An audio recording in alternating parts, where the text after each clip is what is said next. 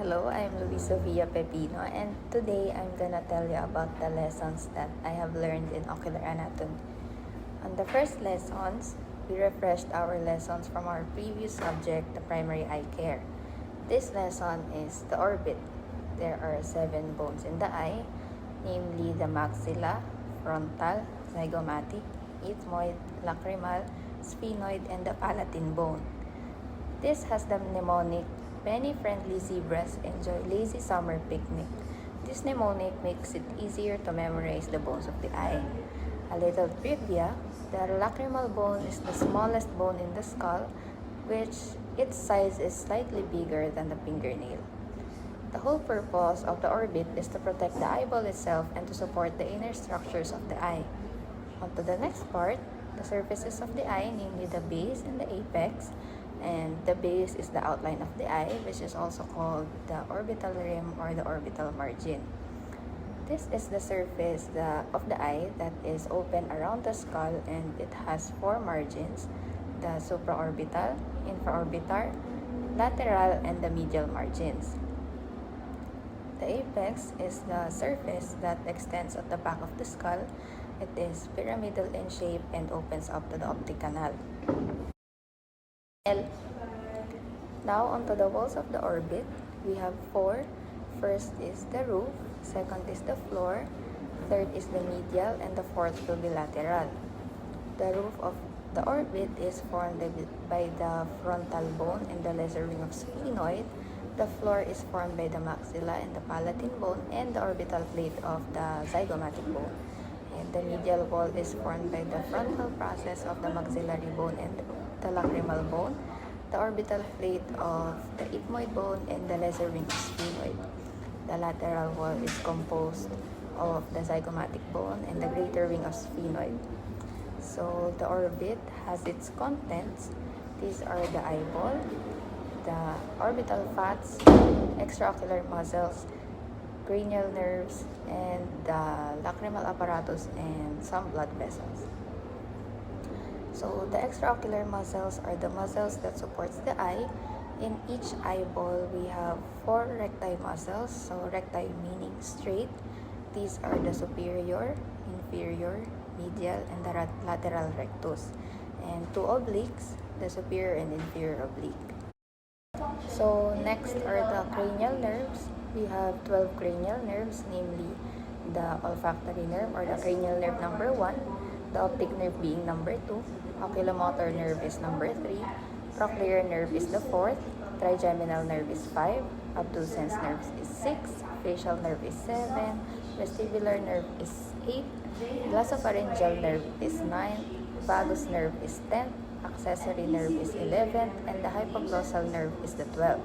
The oculomotor nerve, the trochlear nerve, and the abducens nerve coordinates eye movement. The oculomotor nerve or the cranial nerve number 3 controls all muscles of the eye except for the superior oblique muscle controlled by the trochlear nerve, and the lateral rectus muscle controlled by the abducens nerve. This means the ability of the eye to look down and inwards is controlled by the trochlear nerve. The ability to look outwards is controlled by the abducens nerve, and all the other movements are controlled by the oculomotor nerve. Damage to these nerves may affect the movement of the eye. Damage may result in double vision or diplopia because the movements are not synchronized. Abnormalities of visual movement may also be seen on examination, such as jittering or nystagmus.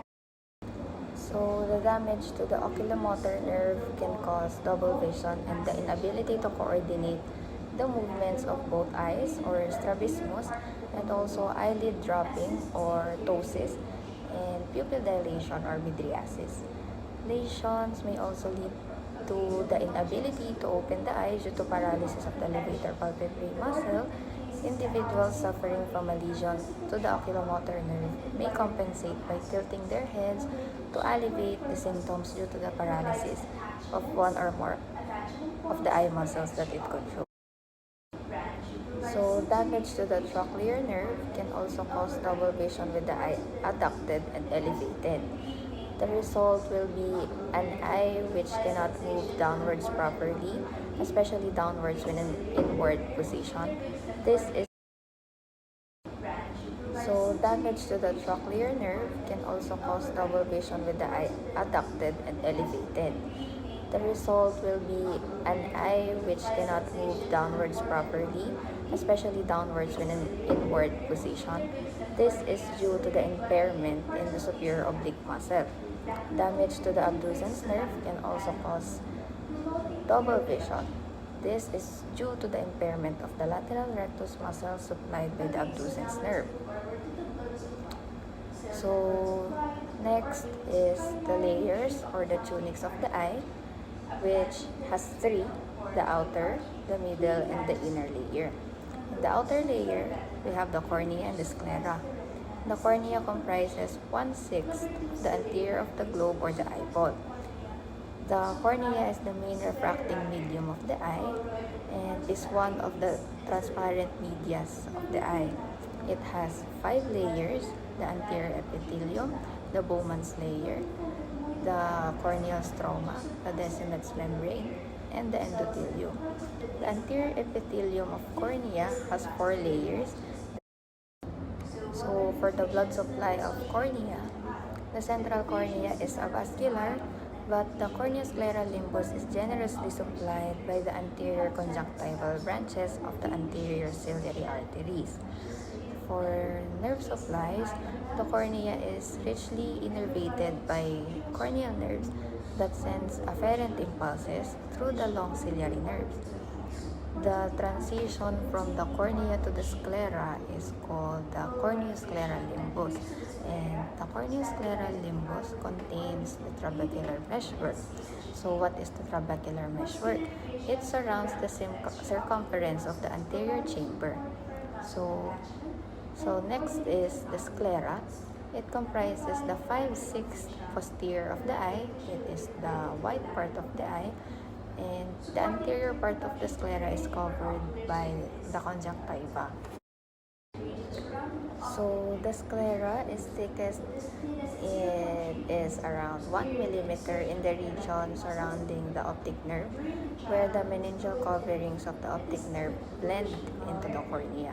It is thinnest at 0.3 millimeters, immediately posterior to the insertion of the recti muscles. The sclera has 3 layers, namely the episclera, which is the outermost layer of the sclera, the scleral stroma.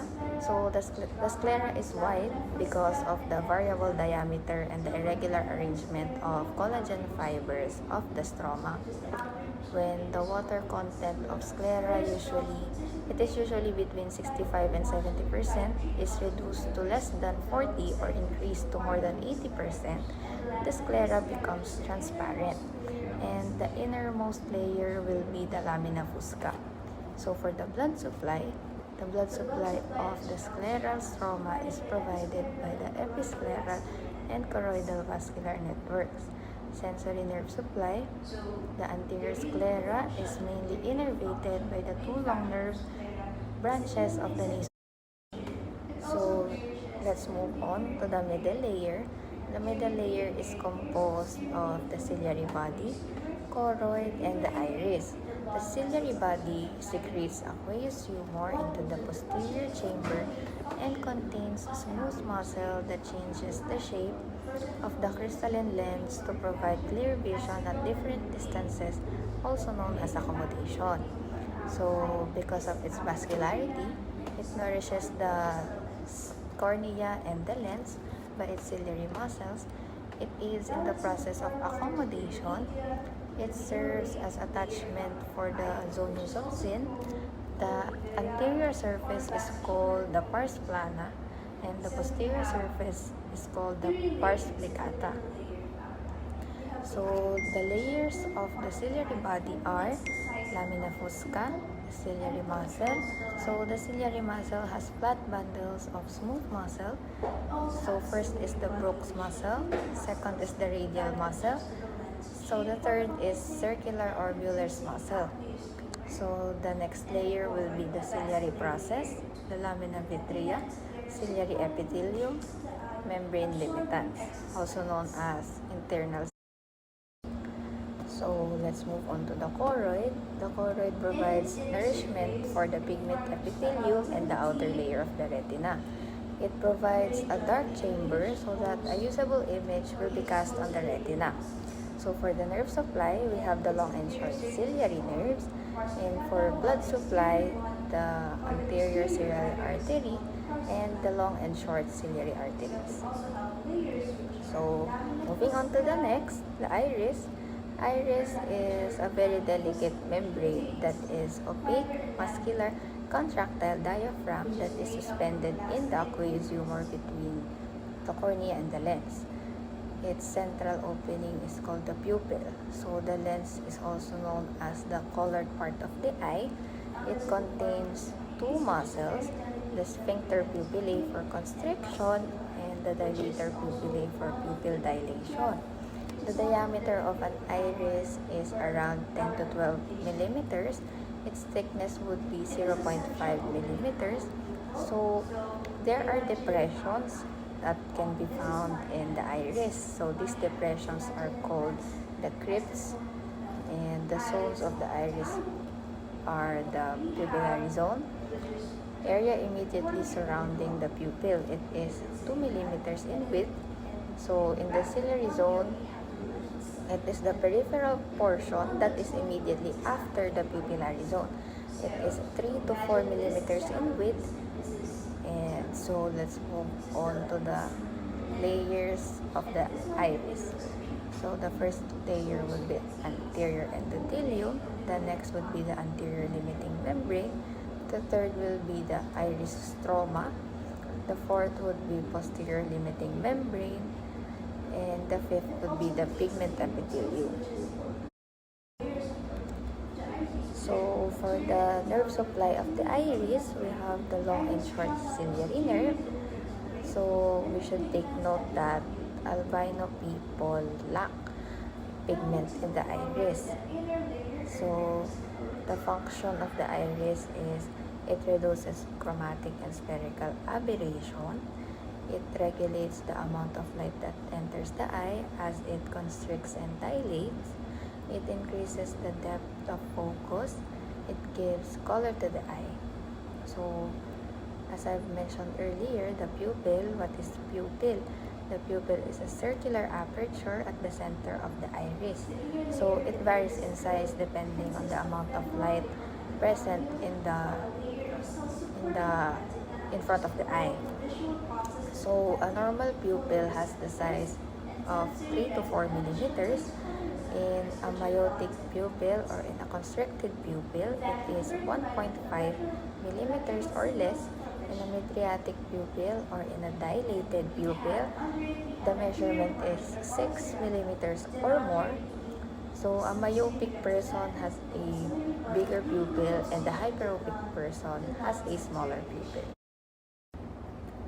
So let's move on to the inner layer or the nervous coat of the eye, which is the retina.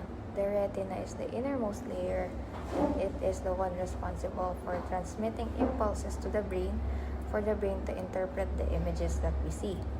It is a delicate structure where the image of objects from outside the world is focused and converted into nerve impulse, which is transmitted to the visual center of the brain. It is firmly attached at two portions, the ora serrata and the optic disc. So the vessels of the retina are the central retinal artery and veins. So it enters the eye through the optic disc. So the pigment epithelium has been found to be a source of metabolic enzymes as well as vitamin A needed by the visual cells.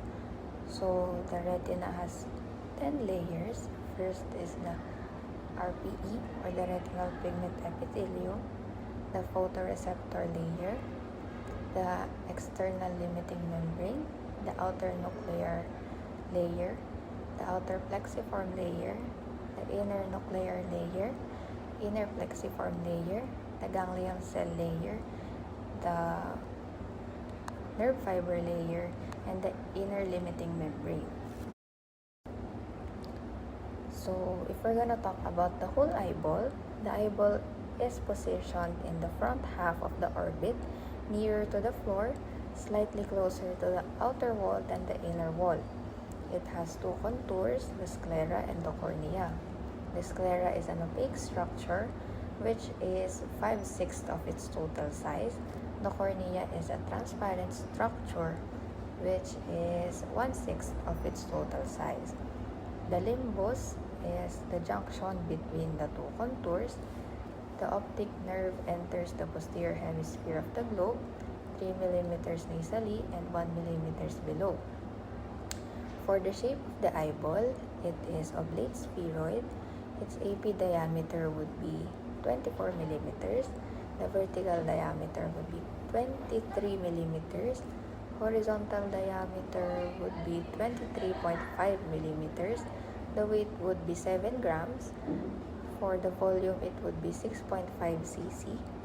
In newborns, the diameter is 7.3 millimeters. The volume would be 2.2 to 3.3 cc. So we should take note that it takes 13 years for the eyes to reach its adult size. So blood supply would be the ophthalmic artery. The nerve supply would be the optic nerve. So the main supply is the optic nerve, but there is also the oculomotor nerve and the trigeminal nerve.